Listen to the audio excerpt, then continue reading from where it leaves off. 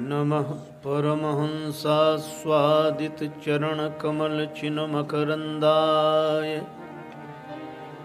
भक्तजनमानसनिवासाय श्रीरामचन्द्राय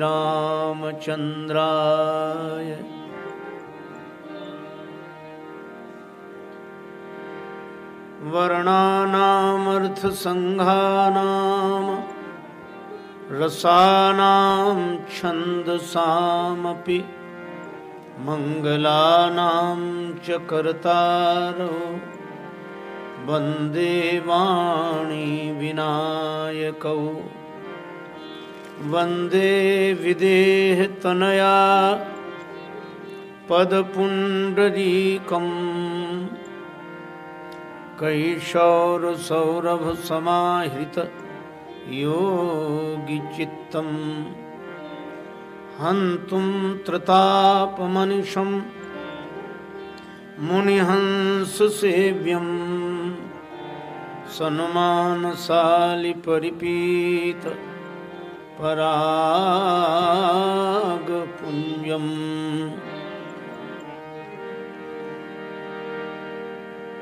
दूरवादलद्युतितनुं तरुणाब्जनेत्रं हेमाम्बरं वरविभूषणभूषिताङ्गं कन्दर्पकोटिकमनीय किशोरमूर्तिं पूर्तिं मनोरथभुवां भज जानकीशम् यत्र यत्र रघुनाथ कीर्तनं तत्र तत्र कृतमस्तकाञ्जलिं बाष्पवारि परिपूर्णलोचनं मारुतिं नमत राक्षसान्तकम्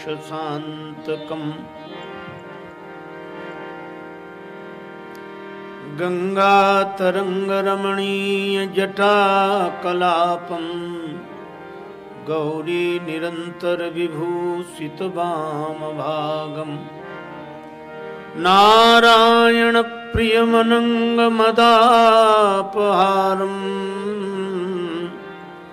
वाराणसीपुरपतिं भज विश्वनाथम् सच्चिदानन्दरूपाय विश्वोत्पत्त्यादिहेतवे तापत्रय विनाशाय श्रीकृष्णाय वयं नुमः।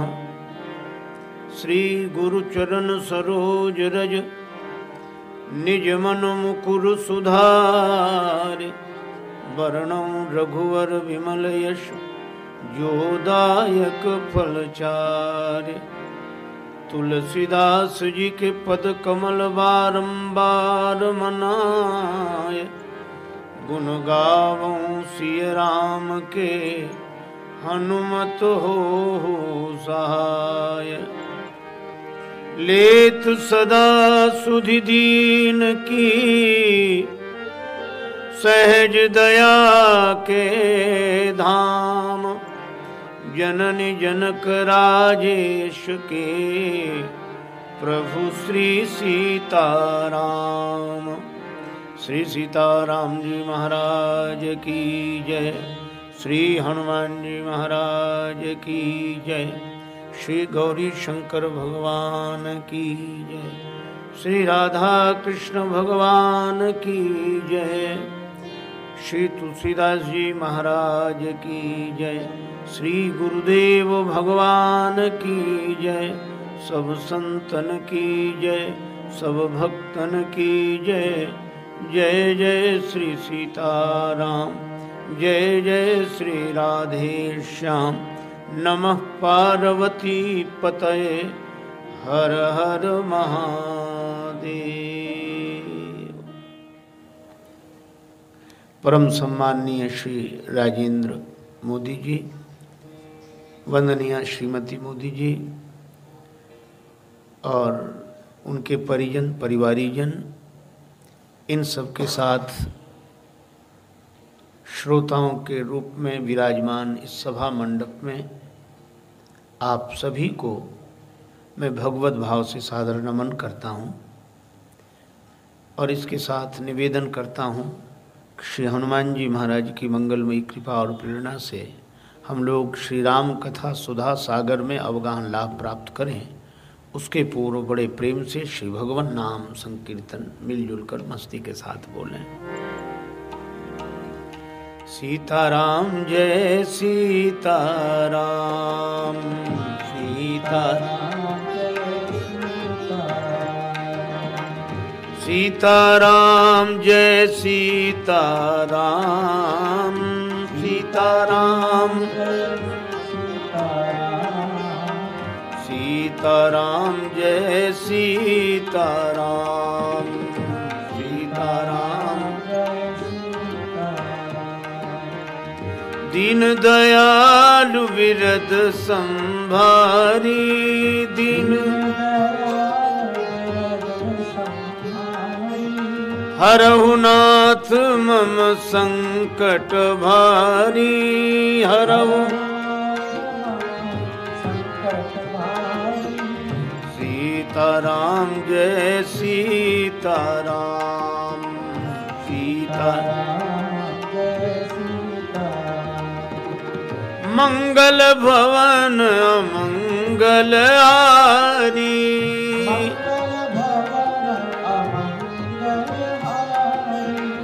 द्रवहु सो दशरथ अजिर बिहारी,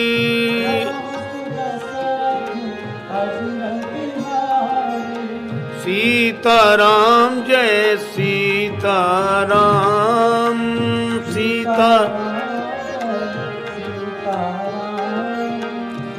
सीताराम जय सीताराम, सीताराम सीताराम जय सीताराम,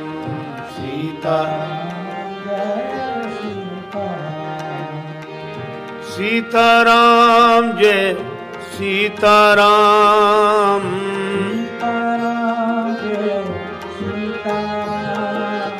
सीताराम जय सीताराम,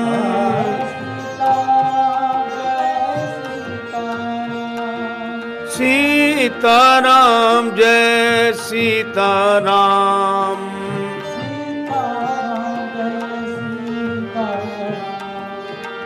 सीताराम जय सीताराम।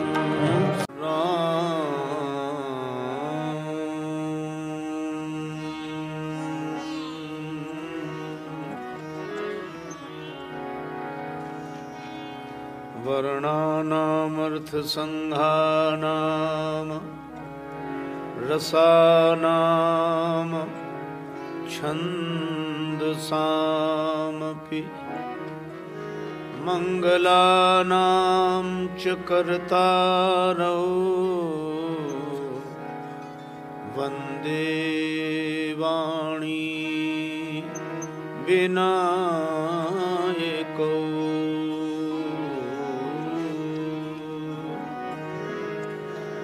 वन्दे विदेहतनया पदपुण्डरीकम्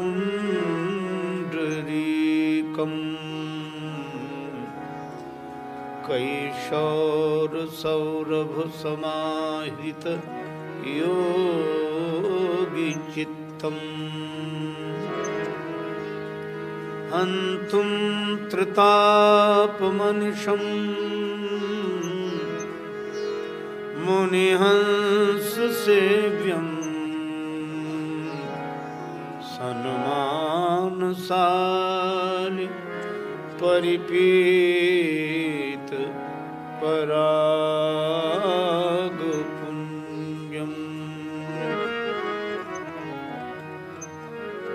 दूर्वादलद्युतितनुं तरुणाब्जनेत्रम् हेमाम्बरं वरविभूषणभूषिताङ्गम् कन्दर्पकोटिकमनीय किशोरमूर्तिं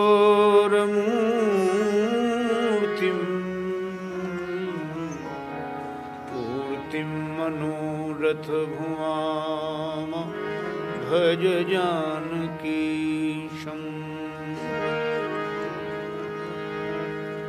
यत्र यत्र रघुनाथ कीर्तनं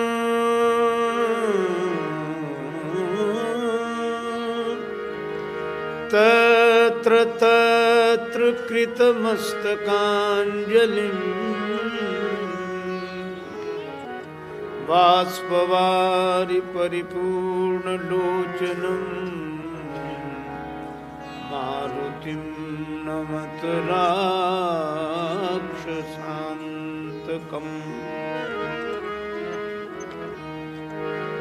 गंगातरंगरमणीय जटाकलापं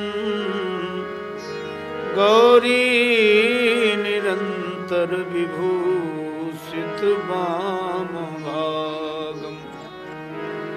नारायण प्रियमनंगमदापहारं वाराणसीपुरपतिं भज विश्वनाथम्।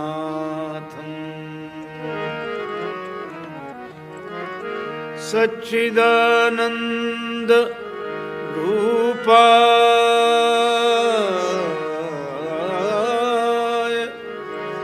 विश्वोत्पत्त्यादिहेतवे तापत्रय विनाशाय श्रीकृष्णाय वयं नमः। श्री गुरु चरण सरोज रज निज मन मुकुर सुधार वरनौ रघुवर विमल यश जोदायक फलचार। तुलसीदास जी के पद कमल बारंबार मनाए गुण गावं सिय राम के हनुमत हो सहाय। लेत सदा सुधि दीन की सहज दया के धाम। जननी जनक राजेश के प्रभु श्री सीताराम।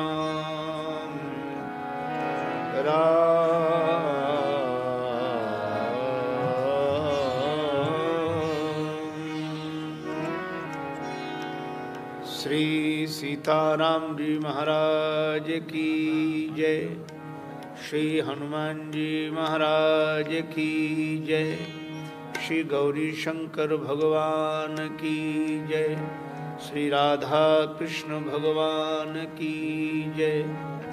श्री तुलसीदास जी महाराज की जय। श्री गुरुदेव भगवान की जय। सब संतन की जय। सब भक्तन की जय। जय जय श्री सीताराम। जय जय श्री राधे श्याम। नमः पार्वती पतये हर हर महादेव।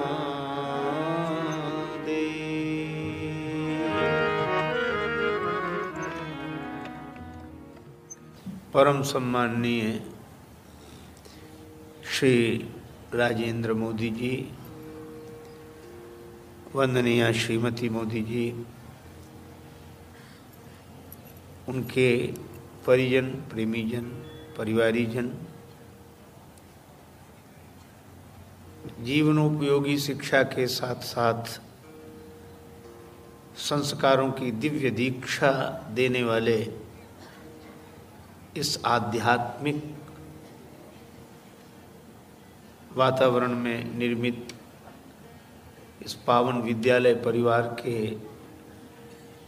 परिसर में श्री राम कथा श्रवण हेतु उपस्थित यहाँ सभी वंदनीय श्रोताजन, यहाँ आकर मुझे अत्यंत हर्ष की अनुभूति होती है और एक आध्यात्मिक आलोक भी प्राप्त होता है।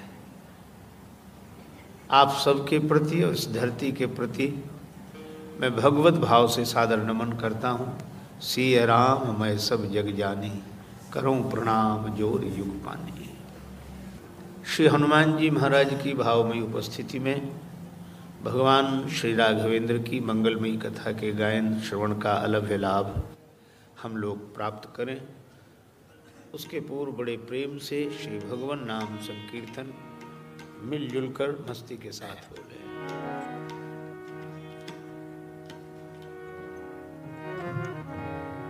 जय सिया राम जय जय सिया राम, जय सिया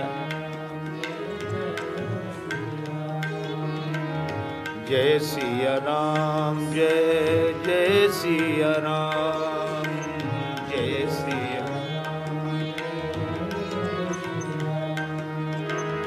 जय सिया राम जय जय सिया राम, जय सिया जय सिया राम जय जय सिया राम,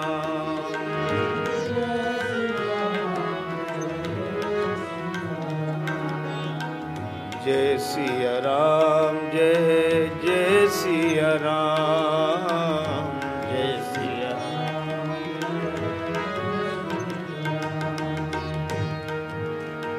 असुरण शरण दया के धाम, असुरण शरण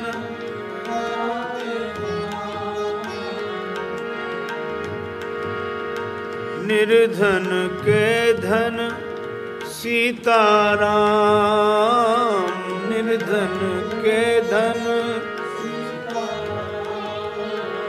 जय सिया राम जय जय सिया राम,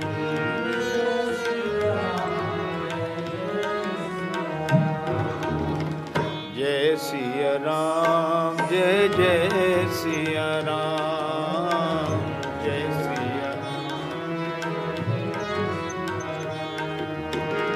करुणा कर अपना लो राम, करुणा कर अपना दास बना लो राम, अपना दास जय सिया राम जय जय सिया राम,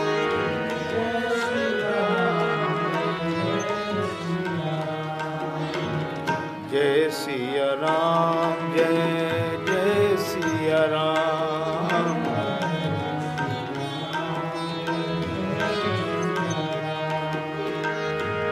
जय सिया राम जय जय सिया राम, जय सिया जय सिया राम जय जय सिया राम,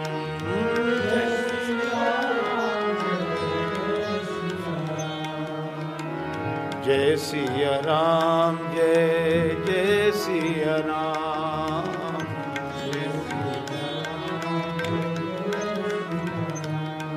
जय जय सिया राम जय जय सिया राम।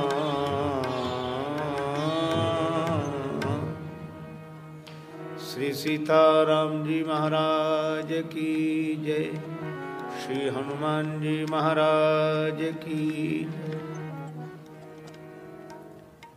श्री रामचरितमानस की विशेषता के संदर्भ में यह पावन पंक्तियां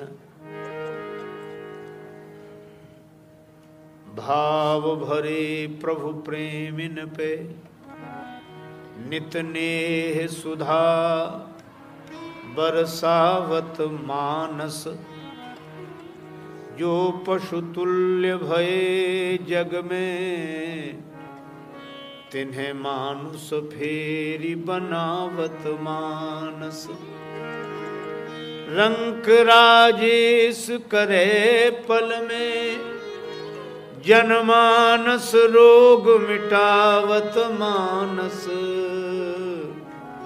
ज्ञान की राघव के पद पंकज मानस माही बसावत मानस। श्री तुलसीदास जी महाराज की जय।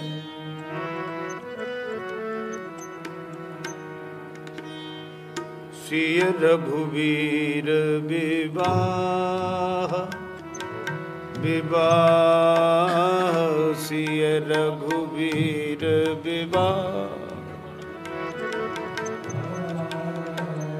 सिय रघुवीर विवाह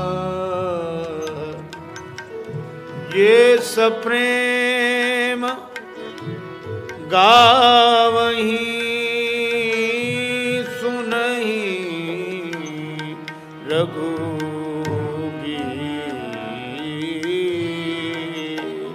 सिय रघुवीर विवाह तिन कहाँ सदा उछाह मंगलायतन राम जस सिय रघुवीर विवाह रघुवीर विवाह रघुवीर विवाह।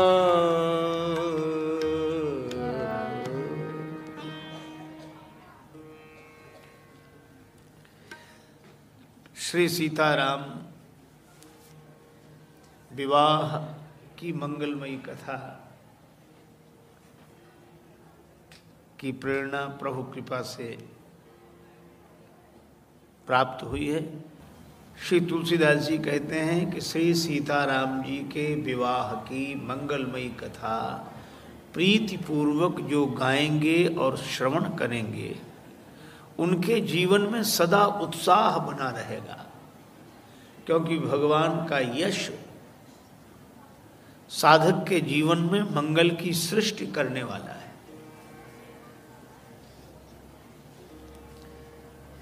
इस संदर्भ में मैं आपसे निवेदन करूं, हमारे यहाँ जितने आर्ष ग्रंथ हैं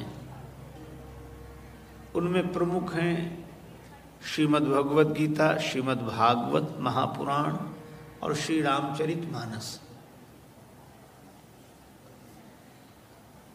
पर यदि विचार करके देखें तो श्रीमद् भगवद गीता योग का ग्रंथ है। ज्ञान योग, भक्ति योग, कर्म योग, अरे और तो और वहां तो विषाद भी योग बन जाता है। प्रथम अध्याय में भक्तवर अर्जुन का विषाद ही योग बन गया। इस अर्थ में योग बन गया क्योंकि विषाद न होता तो प्रभु कृपा से उन्हें ज्ञान का प्रसाद प्राप्त न होता। विषाद से यह ग्रंथ शुरू होता है और प्रसाद पर पूर्ण होता है। त्वत्प्रसाद मयाच्युत, आपके प्रसाद से। तो जिस ग्रंथ में विषाद भी योग हो जाता हो वह ग्रंथ योग का ग्रंथ है, योग प्रधान होने से योग का ग्रंथ है। श्रीमद् भागवत वियोग का ग्रंथ है। भक्त भगवान की खोज में प्रेमाश्रु बहाते हुए भटकता है, रोता है, गोपियां श्री कृष्ण की खोज कर रही हैं, यह भक्त हृदय का परिचायक है। तो गीता योग का ग्रंथ है, श्रीमद् भागवत वियोग का ग्रंथ है, किंतु श्री रामचरितमानस यह व्यवहारिक प्रयोग का ग्रंथ है। इसमें हम जीवन का ढंग सीखते हैं, कैसे जिया जाए।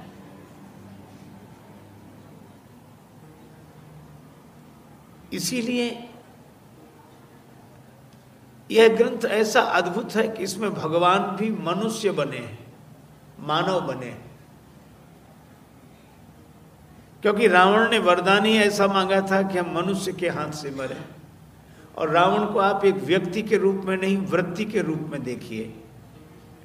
तो यह दानवता की वृत्ति है, और वह कहता मनुष्य के हाथ से मरे। इसका अर्थ है कि दानवता जब मिटेगी, मानवता के द्वारा ही मिटेगी, इसके अतिरिक्त और कोई उपाय है नहीं। और ऐसा मानव जो बंदर का स्वामी हो, वानर मनुज जाति दो ही बाने। तो मुझे तो लगता है कि हम जितने भी मनुष्य हैं सबको एक एक बंदर मिला है। दिखाई इसलिए नहीं पड़ता क्योंकि अंदर है, मन ही बंदर है। तो बंदर का स्वामी होने का अर्थ है कि जो मन के बस में ना हो, मन जिसके बस में हो, ऐसा संयमी पुरुष ही मानवता का आचरण करते हुए दानवता पर विजय प्राप्त करता है। और यही कारण है कि रावण ने कहा कि हम अपने दुर्व्यवहार से किसी को मनुष्य रहने नहीं देंगे। आकृति मनुष्य की होगी पर प्रकृति मनुष्य की नहीं होगी। तब उस विकराल परिस्थिति में भयभीत होकर वसुंधरा मां ऋषि मुनियों की शरण में जाती हैं। ब्रह्मा जी उनसे कहते हैं भगवान से प्रार्थना करो। सबने मिलकर प्रार्थना की। भगवान ने आश्वासन दिया कि मैं मनुष्य रूप लेकर आऊंगा। तो इस कथा का सार इतना ही है कि मनुष्य रूप लेकर भगवान आए, और यह समझाने के लिए कि मनुष्य का रूप कैसा होना चाहिए। अब मनुष्य जीवन में व्यक्ति पुत्र बनता है, मित्र बनता है, पति बनता है। तो इन सब के लिए व्यवहारिक उपदेश मिलते हैं। तो इस वर्ष हम लोग श्री राम विवाह को ध्यान में रखकर भगवान श्री राम के चारु चरित्र का चिंतन करेंगे। अब इस प्रसंग की मूल भूमिका के संदर्भ में मैं आपसे निवेदन कर रहा हूं।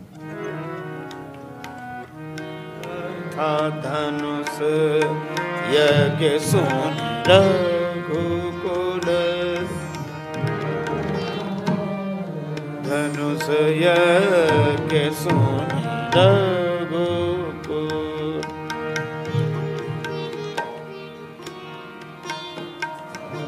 जनकपुर में क्या हो रहा है?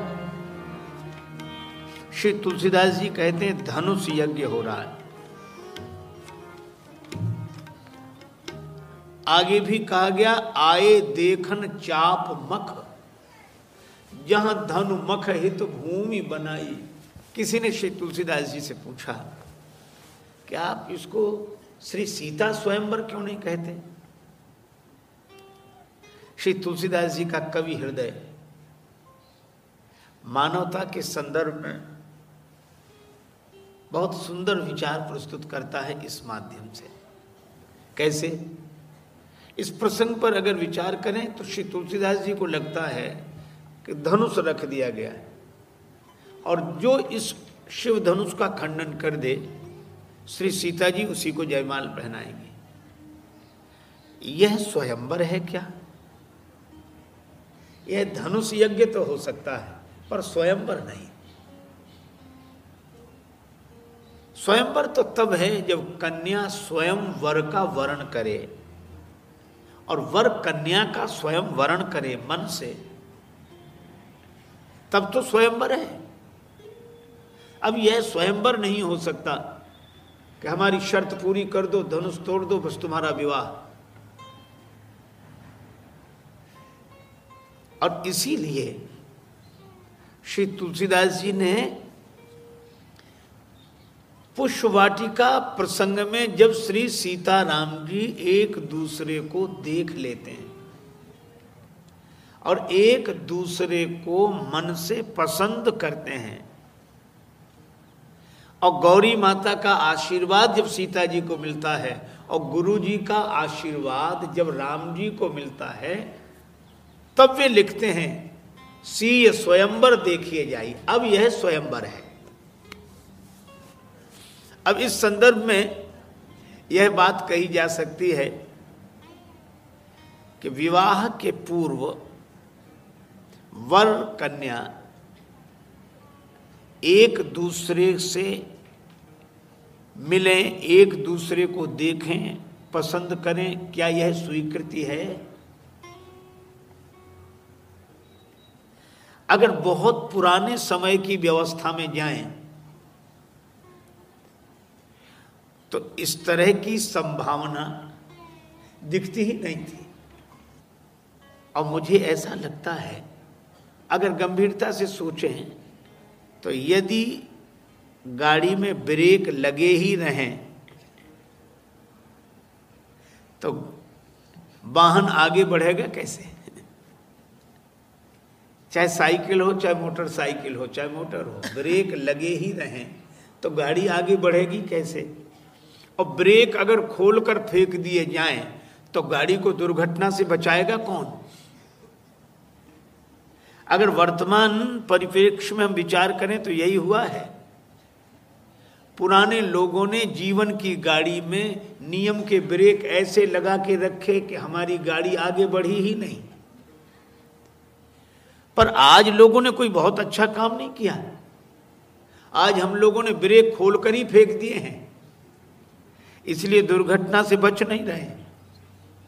अंधेरी रात थी, एक मोटरसाइकिल चालक बड़ी तेजी से अपनी मोटरसाइकिल चलाए जा रहा था, शहर के बीच से जा रहा था। मजे की बात, उसकी मोटरसाइकिल में लाइट नहीं थी। चौराहे पर खड़े हुए सिपाही ने डंडा दिखा दिया, ठहरो ठहरो, तुम्हारी मोटरसाइकिल में लाइट नहीं है, कहीं खतरा खा जाओगे, कहीं कोई दुर्घटना हो जाएगी। मोटरसाइकिल चालक चिल्ला कर बोला, हम खतरा खाएंगे तब खाएंगे, तुम सामने से हट जाओ क्योंकि इसमें ब्रेक भी नहीं है।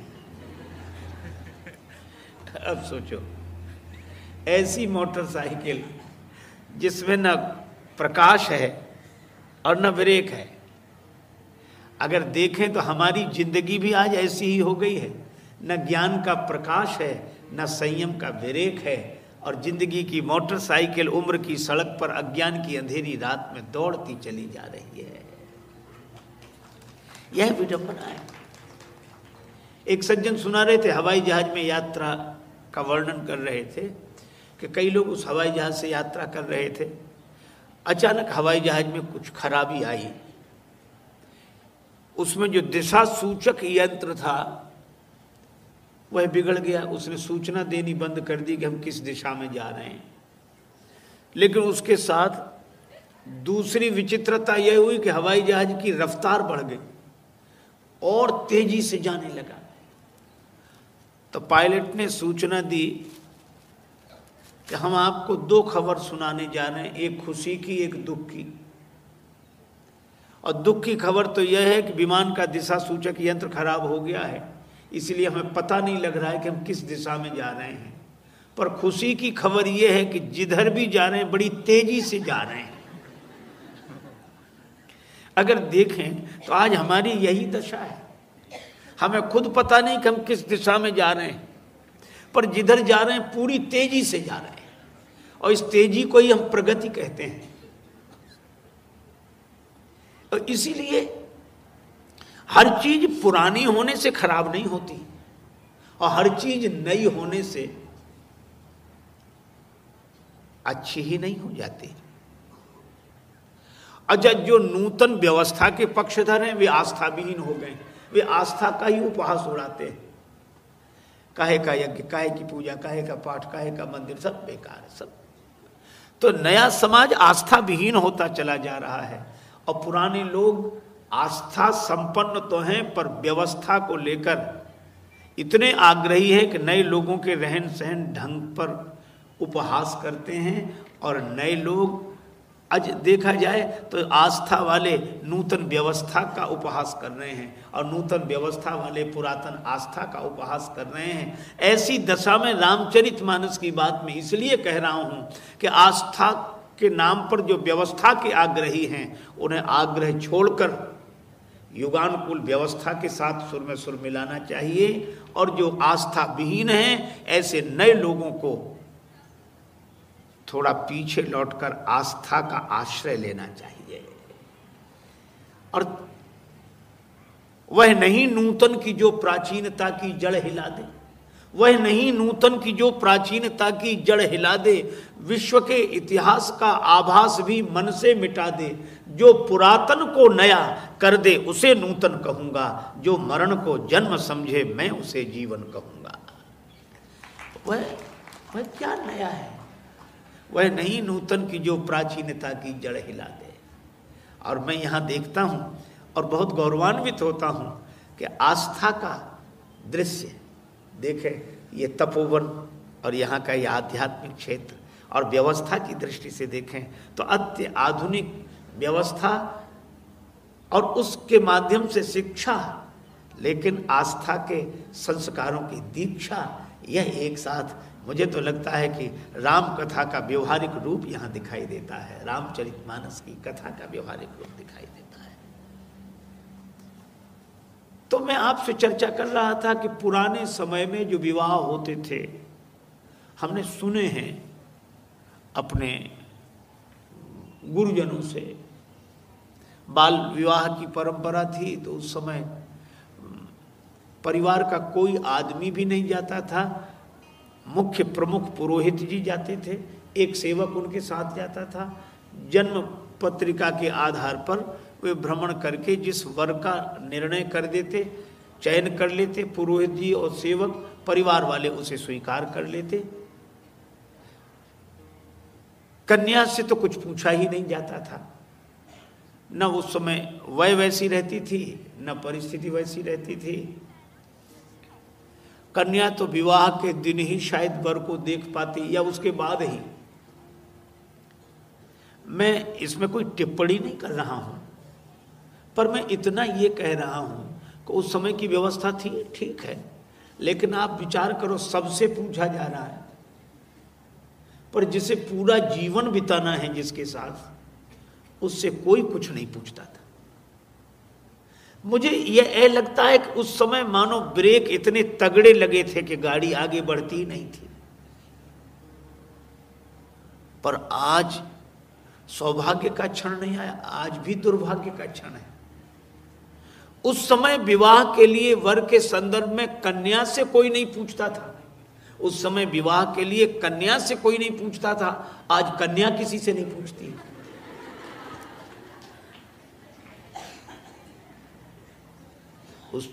यह एक तरह के दमन का ही दुष्परिणाम है। उस समय कन्या से कोई नहीं पूछते थे, आज कन्या किसी से नहीं पूछती, अर्थात उस समय परतंत्रता की पराकाष्ठा थी और आज स्वच्छंदता की पराकाष्ठा है। और मैं आपसे निवेदन करूं, जीवन का निर्माण, जीवन का विकास जब होता है न परतंत्रता में होता है न स्वच्छंदता में होता है, जीवन का विकास स्वतंत्रता में होता है। और दुर्भाग्य ऐसा कि हमने परतंत्रता देखी थी, स्वच्छंदता देख रहे हैं, स्वतंत्रता तो कब आई कब चली गई पता ही नहीं चलता है। इसलिए तुलसीदास जी परंपरावादी होते हुए भी प्रगतिवादी हैं, आस्थावान होते हुए भी व्यवस्था नूतन के पक्षधर हैं। इसलिए उन्होंने ही सबसे पहले स्वीकृति दी कि नहीं नहीं, श्री सीताराम का विवाह ऐसे नहीं कि कोई धनुष तोड़ दे और कोई भी धनुष तोड़ दे उसके गले में जयमाल डालनी है क्योंकि उसने धनुष तोड़ दिया है। अब तुम्हें पसंद हो या ना हो इससे क्या, तुम्हें तो जयमाल डालनी है। ये धनुष यज्ञ हो सकता है, ये स्वयंवर नहीं हो सकता। इसीलिए वे पुष्पवाटिका प्रसंग लिखते हैं। सबसे पहले श्री तुलसीदास जी ने लिखा, समय जानी गुरु आयसो पाए, समय जानी गुरु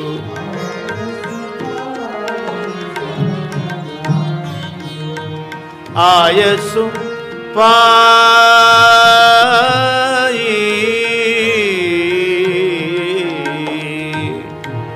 जाने समय जाने गुरु आयसु पाए, लैन प्रसून प्रसून चले दो भाई,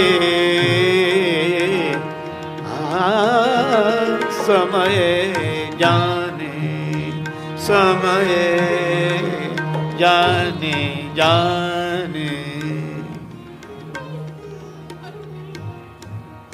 बड़ा सुंदर संकेत है। पूजा का समय जानकर गुरुदेव की आज्ञा लेकर श्री राम लक्ष्मण गुरु पूजन के लिए, प्रभु पूजन के लिए दल फूल का चयन करने गए पुष्पवाटिका। अजा और श्री सीता जी भी गई। गिरिजा पूजन जननी पठाई, गौरी माता की पूजा के लिए श्री सीता जी को भेजा उनकी माता ने, और पूजन के लिए पुष्प दल लेने के लिए गुरुजी ने भेजा राम जी और लक्ष्मण जी को। अब व्यवहारिक संदर्भ में कितनी उपयोगी और महत्वपूर्ण बात कही गई इस प्रसंग के माध्यम से। वर कन्या विवाह के पूर्व एक दूसरे से मिलें, एक दूसरे को देखें, यह स्वीकृति तो श्री रामचरितमानसकार देते हैं, तुलसीदास जी महाराज देते हैं, लेकिन यहां एक शर्त है। गुरु जी की पूजा के लिए पुष्प दल लेने राम जी गए हैं, और गिरिजा जी के, गौरी जी के पूजन के लिए श्री सीता जी गई हैं। इसका अर्थ यह है कि वर कन्या विवाह के पूर्व एक दूसरे को देखें, पसंद करें, मिलें, पर मिलें तो पर वासना के भाव से नहीं, उपासना के भाव से। यह हमारे पवित्र संस्कारों की कसौटी है। हम स्वतंत्र तो हों पर हम स्वच्छंद ना हों। और सही बात यह है कि विवाह का निर्णय लेते समय हमारा मन वासना से नहीं, उपासना से भरा हो। अगर देखा जाए तो रामचरितमानस में 4 विवाहों की कथा है। 2 विवाह असफल हो गए, 2 ही विवाह सफल हुए। शंकर भगवान का विवाह सफल हुआ, राम जी का विवाह सफल हुआ, और शूर्पणखा का विवाह सफल नहीं हुआ, और हमारे श्री नारद बाबा का विवाह भी सफल नहीं हुआ। ये तैयारी नारद जी ने भी विवाह की थी मन से, शूर्पणखा भी विवाह का निश्चय लेकर ही आई थी, लेकिन ये 2 विवाह सफल नहीं हुए और ये 2 विवाह सफल हुए। और इसका अर्थ यह है कि चाहे श्री नारद जी के विवाह का प्रसंग हो, चाहे शूर्पणखा के विवाह की कामना का प्रसंग हो, दोनों में वासना की प्रधानता है। और श्री तुलसीदास जी यही कहना चाहते हैं कि जहां वासना की प्रधानता होगी वहां विवाह असफल होगा, और जहां उपासना की प्रधानता होगी वहीं विवाह सफल होगा। एक सज्जन तो बड़ी अच्छी बात कह रहे थे कि महाराज शब्द 2 हैं। हमने कहा कौन से? बोले एक होता विवाह और एक होता ब्याह। विवाह और ब्याह, हमने कहा क्या अर्थ है?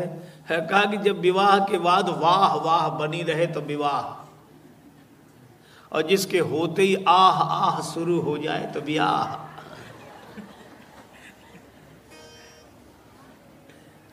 शंकर भगवान से देवताओं ने प्रार्थना की, शिव जी विवाह के लिए तैयार हो गए, पर देवताओं को लगे कि इन्होंने काम को तो जला दिया और विवाह के लिए तैयार, लेकिन पूछे कौन? तब ब्रह्मा जी ने पूछा कि देवता ये जानना चाहते हैं कि आपने काम को जला दिया और विवाह के लिए तैयार हो गए, यह बात समझ में नहीं आई। शंकर जी ने कहा समझना क्या, सीधी सी बात है, मैंने काम को जला दिया, विवाह के लिए तैयार हूं, इसका अर्थ इतना ही है कि मैं काम की प्रेरणा से नहीं, मैं तो श्री राम की प्रेरणा से विवाह के लिए जा रहा हूं। यहां काम की नहीं, राम की प्रेरणा हो। हमारे यहां तो विवाह भी यज्ञ है, सचमुच। हमारे यहां गृहस्थ आश्रम की बड़ी महिमा गाई गई है। धन्यो गृहस्थ आश्रम, गृहस्थ आश्रम धन्य है। हमारे यहाँ जो 4 आश्रम हैं, ब्रह्मचर्य, गृहस्थ, वानप्रस्थ, संन्यास, उन सबसे महत्वपूर्ण आश्रम गृहस्थ आश्रम हैं। एक बार एक सज्जन मिले हमें, वे नए नए साधु हुए थे और साधु होने से ज्यादा साधु होने का अभिमान उन्हें था। तो जहां ठहरे थे सबको परेशान करते, हाँ मैं साधु, हाँ मैं साधु। तो हमने कहा कि महाराज बने रहो, इन्हें काहे को परेशान करते हो, वो तो अच्छी बात है। अब वो गृहस्थों की निंदा करें और मैं संत। अच्छा बेचारे गृहस्थ भी ये रोज सुनते हैं तो उनको भी लगता है कि हम तो फंस गए माया जंजाल में। ये बड़ी विडंबना है। पर वो बार बार कहेंगे मैं साधु, मैं साधु। तो हमने उनसे एक ही बात कही, हमने कहा महाराज क्या है साधु की महिमा? बोले साधु ना होते तो गृहस्थ को शिक्षा कौन देता? बोलो बोलो। वो सोच रहे थे जैसे इस प्रश्न का कोई उत्तर नहीं। बोले साधु ना होते तो गृहस्थ को शिक्षा कौन देता? बोलो। हमने कहा गृहस्थ ना होते तो साधु को भिक्षा कौन देता? बोलो। अरे दोनों एक दूसरे के पूरक हैं। बोले मैं इस बात को नहीं मानता, मैं विरक्त हूं और मैंने विवाह नहीं किया। अब यह भी एक कसौटी हो गई, विवाह नहीं किया। तो अब वो खींच रहे थे, तो मेरा थोड़ा विनोदी स्वभाव है और उनसे नम्रता पूर्वक मैंने कहा ना महाराज नाराज मत होना। बोले हाँ हाँ बोलो बोलो बोलो, मैंने विवाह नहीं किया। हमने कहा किया नहीं कि हुआ नहीं, 2 बातें स्पष्ट कर। अब तो और अधिक नाराज हो गए, बहुत नाराज हो के बोले कैसी बात करते हो, मैंने किया नहीं। क्योंकि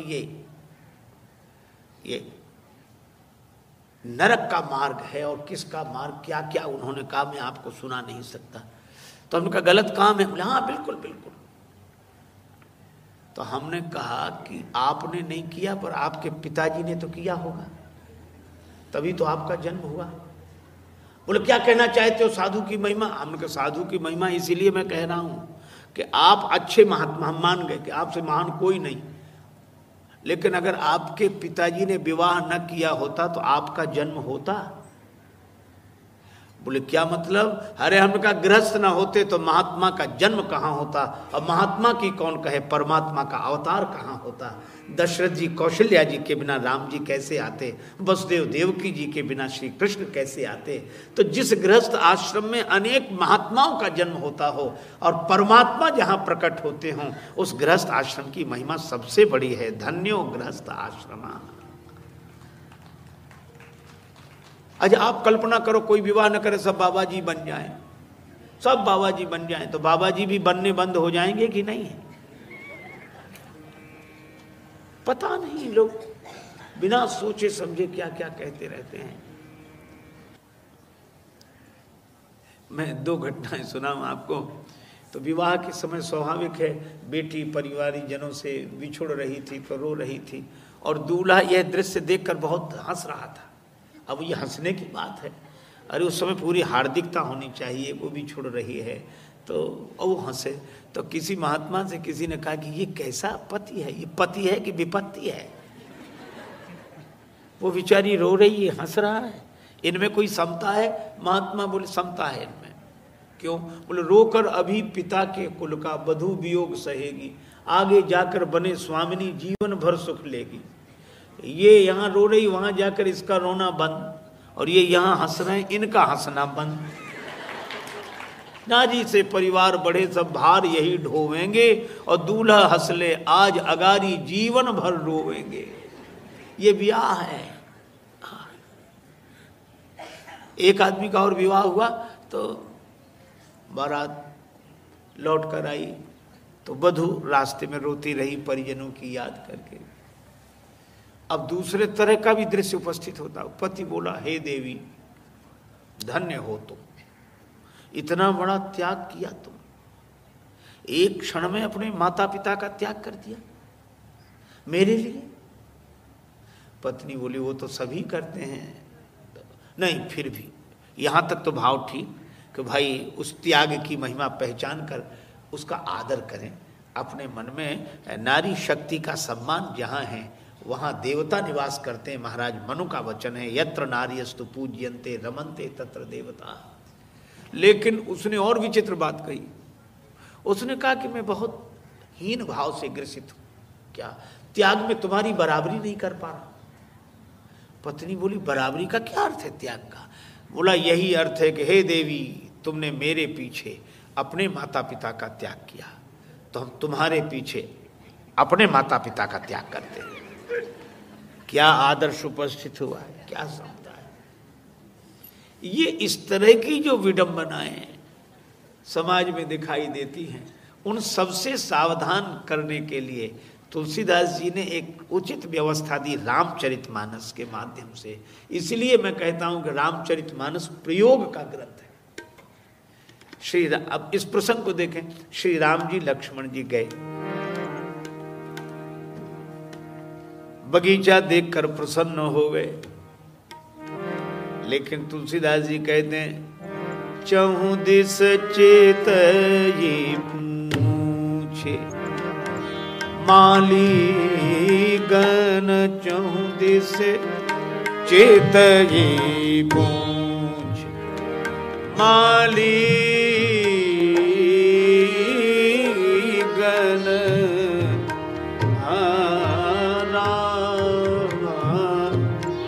चहु दिस चेत ये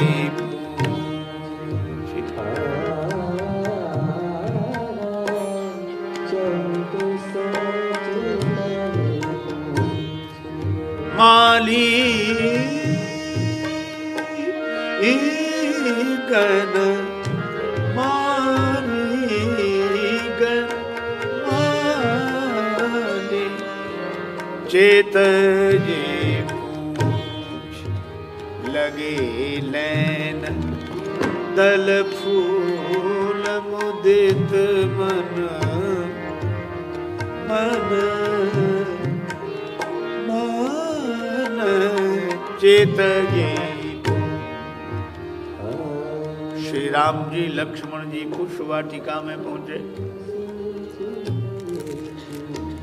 अब चारों तरफ देखने लगे, चारों तरफ देखे। लक्ष्मण जी ने कहा कि प्रभु चारों तरफ क्या देख रहे हैं? गुरु जी ने आज्ञा दी है, फूल दल तोड़े चले हम लोग। पर राम जी मुस्कुराए, नहीं लक्ष्मण मैं देख रहा हूं। क्या देख रहे हैं प्रभु? राम जी ने कहा, कोई दिख नहीं रहा है जिससे पूछकर फूल तोड़े। यह आदर्श मर्यादा, यह व्यवहारिकता। राम जी चारों तरफ देख रहे हैं कि कोई दिखे यहां का व्यवस्थापक, तब उससे पूछकर फूल तोड़े। राम जी चारों तरफ इसलिए देख रहे हैं कि कोई दिख नहीं रहा। और हम लोग भी चारों तरफ देखते हैं, कोई पूछे क्या देख रहे हो तो हम लोग ये कहते हैं कि कोई देख तो नहीं रहा है। राम जी कहते कोई दिख नहीं रहा है, हम कहते कोई देख तो नहीं रहा है। और सचमुच अगर हमें यह बात स्मरण में रहे कि कोई देख रहा है, कौन? मैं देखता हूं कि देखते हैं आप? कौन कहता है मुझे होश नहीं? नेक कमाई कर ले बंदे, करम न करना काला। नेक कमाई कर ले बंदे, करम न लाख आंख से देख रहा है तुझे देखने वाला, लाख आंख से तुझे देखने वाला, तुझे पुण्य की नैया पार लगावे, पुण्य की नैया पार लगावे, पाप की नाव डुबाता मेरे मालिक के दरबार में है सबका जीवन खाता, मेरे मालिक के दरबार में है सबका जीवन खाता। बड़े कड़े कानून प्रभु के बड़ी कड़ी मर्यादा, बड़े कड़े कानून बड़ी कड़ी मर्यादा, किसी को तोला कम ना तोले और न रत्ती ज्यादा, किसी को तोला कम ना तोले और न रत्ती ज्यादा, और न रत्ती ज्यादा। लेन देन और जमा खर्च का लेन देन और सही हिसाब लगाता मेरे मालिक के दरबार में है सबका जीवन खाता, मेरे मालिक के दरबार है सबका जीवन खाता, मेरे मालिक के, मेरे मालिक के, मेरे राघव के दरबार।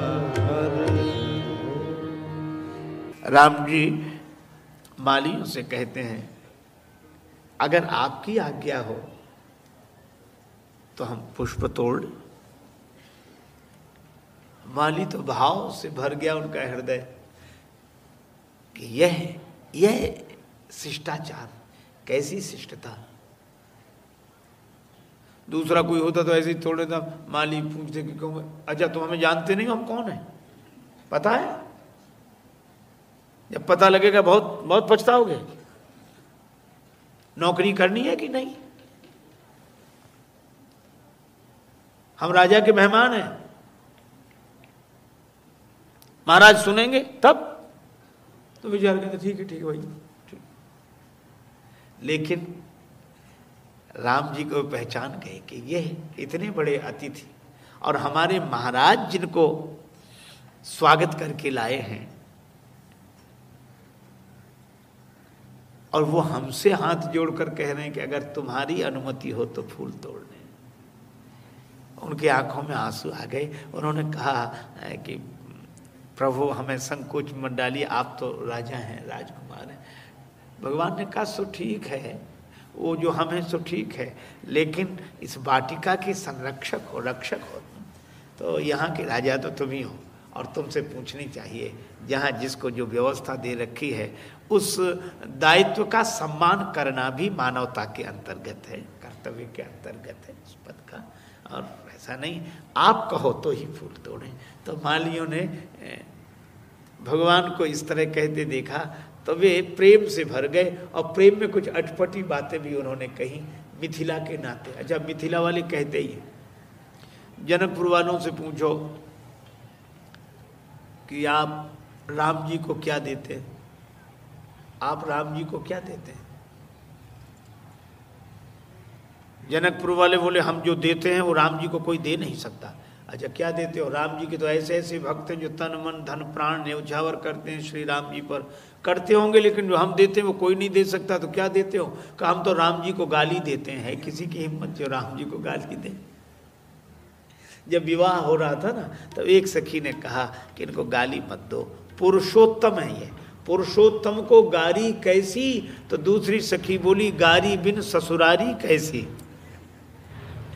और ये मिथिला की माली भी रसिक हैं तो कहने लगे बगिया बिच जान न दई है राम जी बिनती सुनो, बगिया बिच जान न दई है राम जी बिनती सुनो, बगिया बिच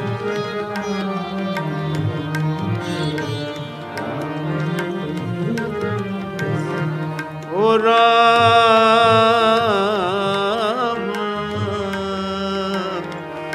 बगिया बिच जान न दई है, राम जी बिनती सुनो बगिया।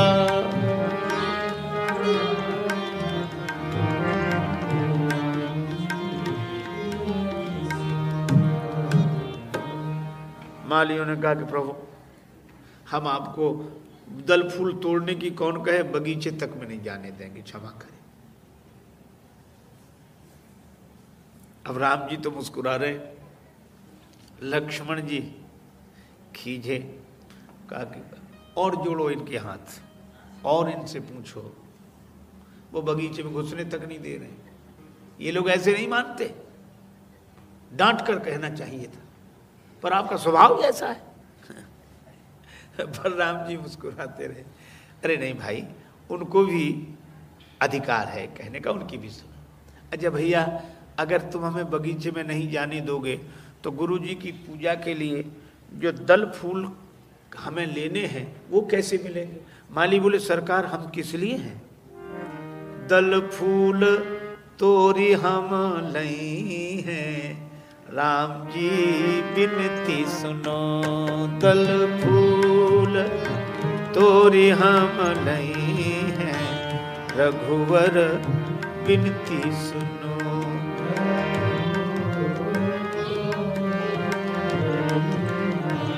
राम जी बिनती सुनो बगिया बिच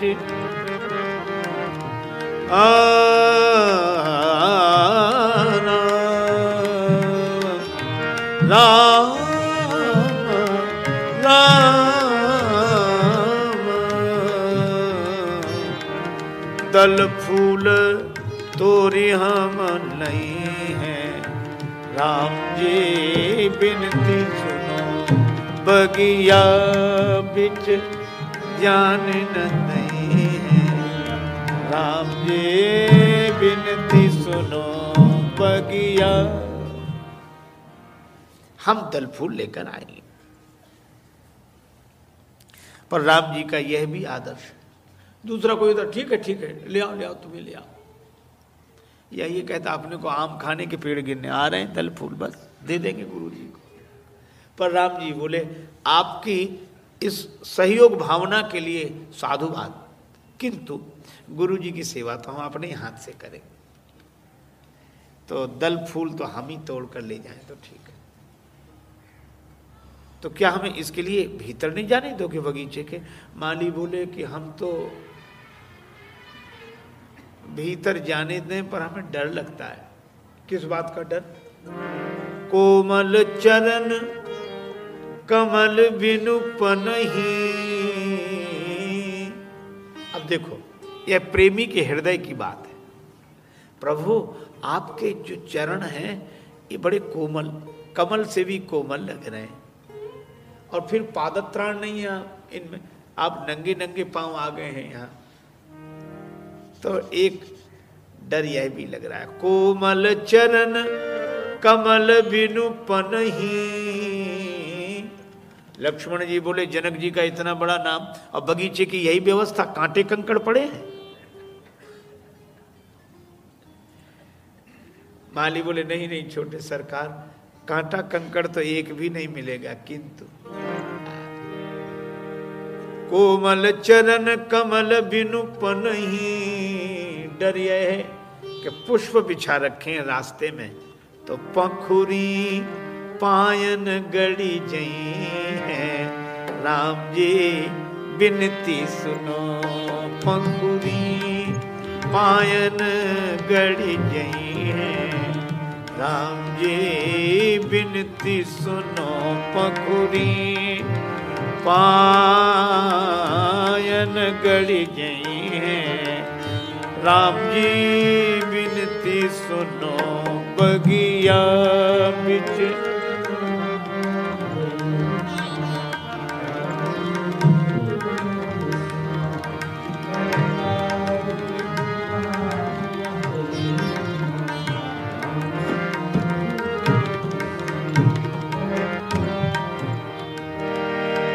बगिया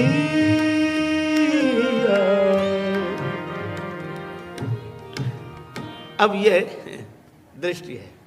हृदय जब देखता है तो इसी तरह देखता है। आपके चरण कमल से भी अधिक कोमल हैं पंखुड़ी।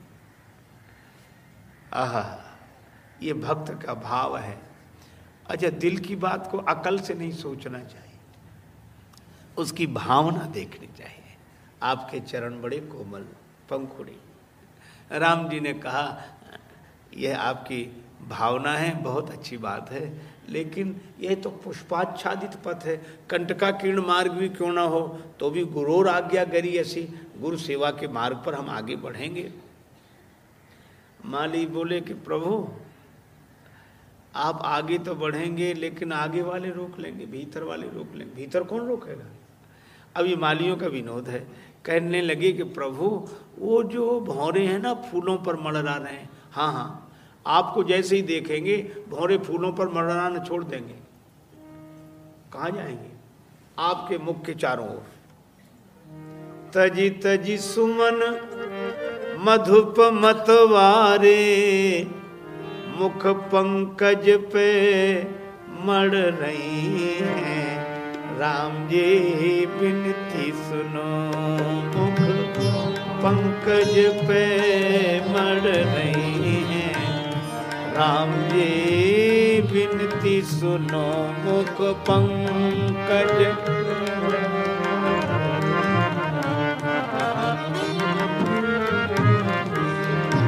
बगिया, ये जो भौरे हैं वो फूलों पर मड़राना छोड़ देंगे, आपके मुख कमल पर मड़राने लगेंगे। श्री राम जी बोले क्यों?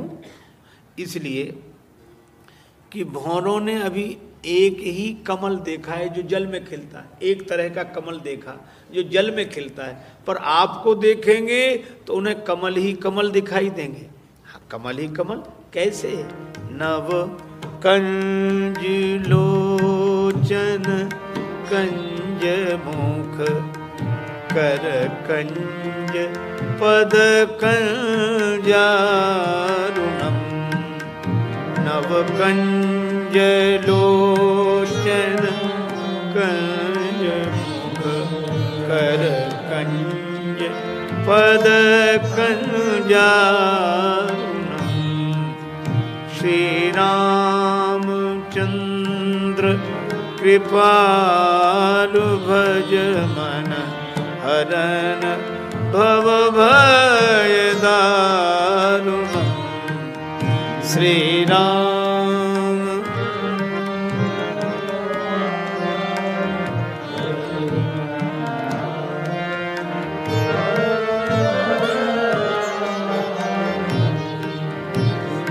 रामचंद्र कृपालु भज मन हरन भव भय दारुणम, नव कंज लोचन कंज मुख कर कंज पद कंजारुणम, श्री रामचंद्र।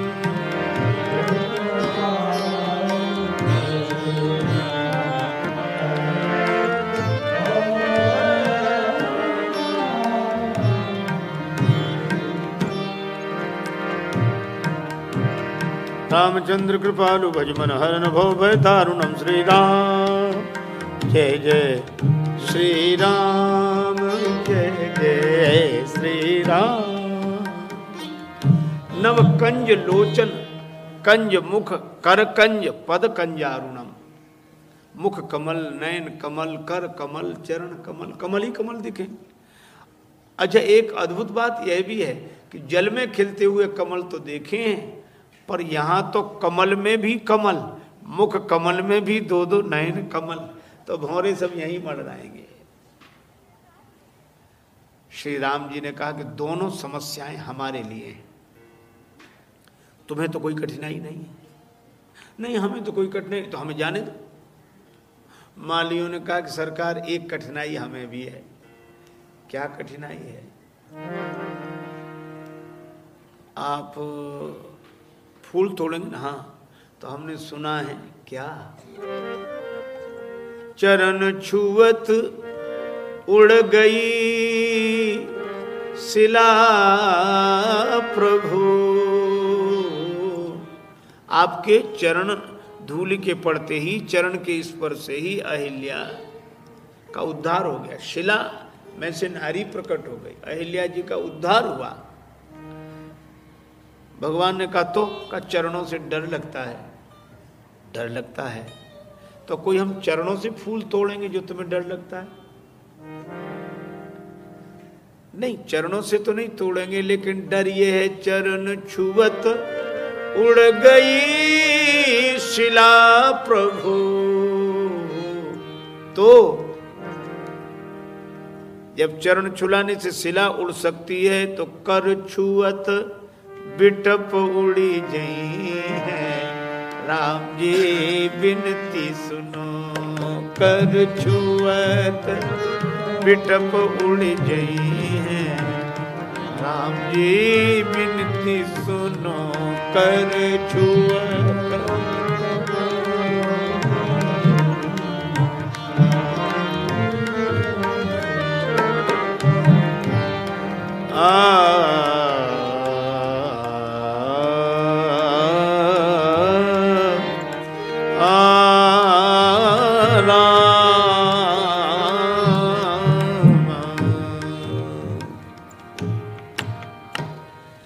जब चरण छुलाने से शिला उड़ सकती है तो हाथ छुलाने से पौधे भी नहीं उड़ेंगे।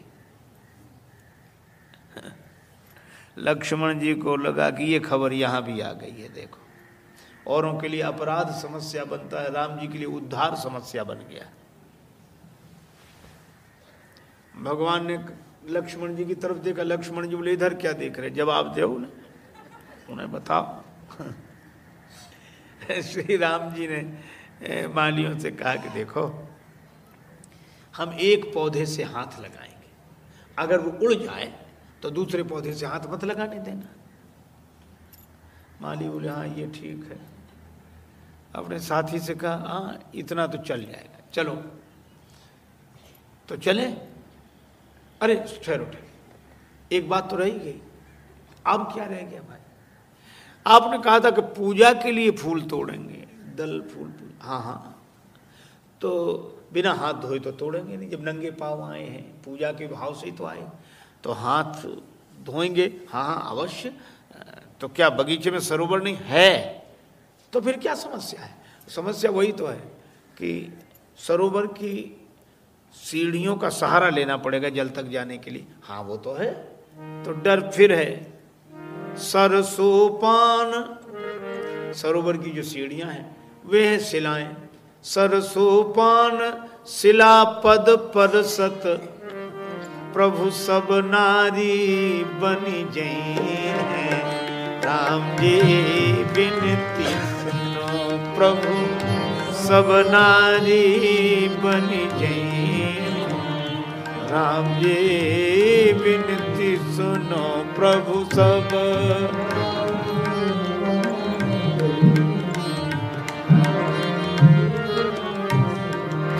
बगिया ओ राम,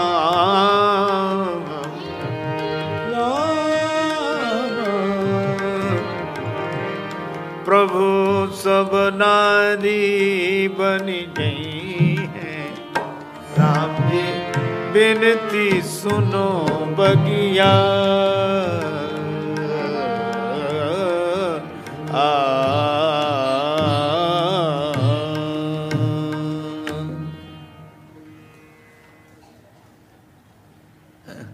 महाराज ये जो शिलाएं हैं वो सीढ़ियां हैं सरोवर की, आपके चरण स्पर्श से वे सब मुनि पत्नियां बन जाएंगी, तो बड़ी समस्या हो जाएगी। लक्ष्मण जी बोले प्रभु यहां समस्या ही समस्याएं हैं, समाधान नहीं है। राम जी ने मुस्कुरा कर देखा लक्ष्मण जी की तरफ, फिर मालियों से बोले कि भैया अभी तक समस्याएं बताएं, तो कोई समाधान भी तो बताओ कि कोई बाधा ना आवे। माली बोले जब बोलहुगे सियाजू की जय, सियाजू की,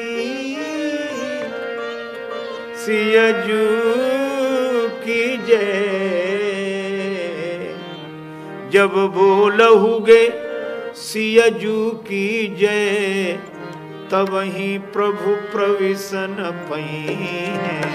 राम जी विनती सुनो बगिया बिच ज्ञान न दई है। राम जी विनती सुनो बगिया बिच।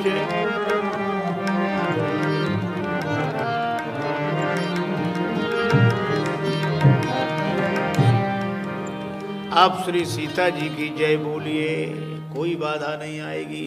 सीता जी की जय बोलो, बगीचे में प्रवेश करो। अब राम जी मुस्कुराए, श्री लक्ष्मण जी की ओर देखने लगे। लक्ष्मण जी इससे बोले, सुन रहे हो क्या कह रहे हैं? कहते हैं सीता जी की जय बोलो। तो लक्ष्मण जी बोले, प्रभु बोल दीजिए ना, क्या हर्ज है, बोल दीजिए ना, क्या हर्ज है।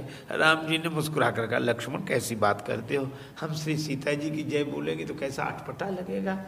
लक्ष्मण जी बोले, कुछ नहीं लगेगा अटपटा, मन में तो हमेशा बोलते ही रहते हो, आज बाहर से भी बोल दोगे तो क्या बिगड़ जाएगा। अब यह बात सुनकर राम जी खिलखिलाकर हंसे। बेहसत बंधु दो सुनी बतिया, बेहसत बंधु दो सुनी बतिया, राजेश दरस कब पई है। राम जी विनती सुनो राजेश,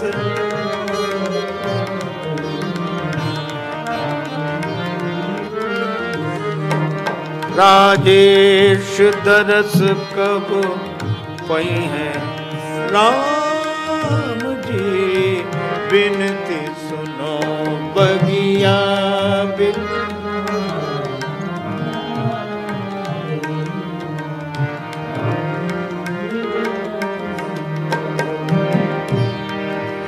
जान जान जान दे बगिया बिच जान दे हैं। राम जी विनती सुनो बगिया, हे बगिया हे बगिया।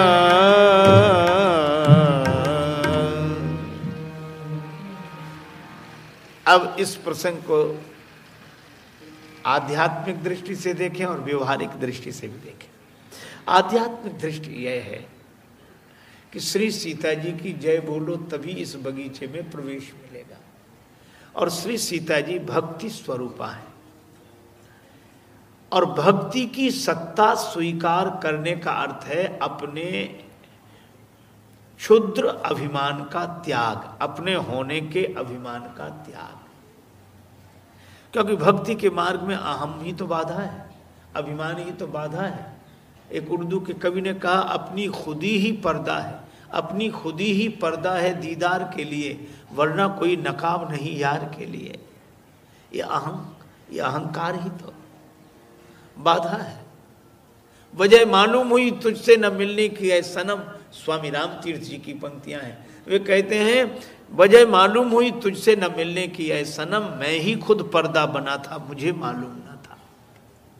तो भक्ति की सत्ता स्वीकार करना, और इसका अर्थ है कि प्रेम की बगिया में, प्रेम की वाटिका में भगवान को भी भगवान होने का अभिमान छोड़ना पड़ता है, तब प्रवेश मिलता है। तो उस प्रेम की वाटिका में इंसान अपना अभिमान लेकर कैसे प्रवेश कर सकता है। इसीलिए अभिमानी का प्रवेश निषेध है। प्रेम में अभिमान कहाँ, वहाँ तो सदगुरु सुभाशीष पाने से पहले जलता नहीं ज्ञान दीपक भी घट में, बहती न तब तक समर्पण की सरिता, अहंकार जब तक कि गलता नहीं है। और इसीलिए भक्ति की सत्ता स्वीकार करें तो प्रेम की बगिया में प्रवेश मिलेगा। एक अच्छा, व्यवहारिक दृष्टि से, व्यवहारिक दृष्टि से विवाह की पूर्व भूमिकाएं, कितना सुंदर संकेत है। मालियों का संकेत है, विवाह तो करने जा रहे हैं, पर श्री सीता जी की जय बोलिए। और लक्ष्मण जी ने कहा कि मन में तो हमेशा बोलते ही रहते हैं, आज बाहर से भी बोल दीजिए। इसका अर्थ यह है कि पुरुष भी महिला की शक्ति की सत्ता मन ही मन स्वीकार करता है कि इनके बिना काम नहीं चल सकता, ये जितना व्यवस्था देख लेते हम भी उतना नहीं कर ये। लेकिन ये जय बोलने में राम जी से जो कहा मालियों जय बोलो, बस उस नारी शक्ति की सत्ता को मन से तो स्वीकार करते हैं, पर बाहर से प्रकट प्रशंसा करने में पुरुष का अभिमान आड़े आता है। पुरुष मैं, हाँ ठीक है मैं, यही जो ये बड़ी कठिनाई की बात है। अच्छा, कुछ लोग अपने हम को पता नहीं क्या समझते हैं। हमने एक आदमी को देखा वो ऐसे हाथ करे पी हम, अरे हमका रहने दे, जाने कितने हम करके मर गए। काहे का हम है? हम से मिलता जुलता एक शब्द है बहम, जिन्हें अहम उनको समझो है बहम। इसलिए प्रेम के स्पष्ट हृदय पूरी हार्दिकता से स्वीकृति होनी चाहिए, ये उपदेश मिलता है। अब राम जी लगे लेन दल फूल, मुदित मन लगे लेन दल फूल।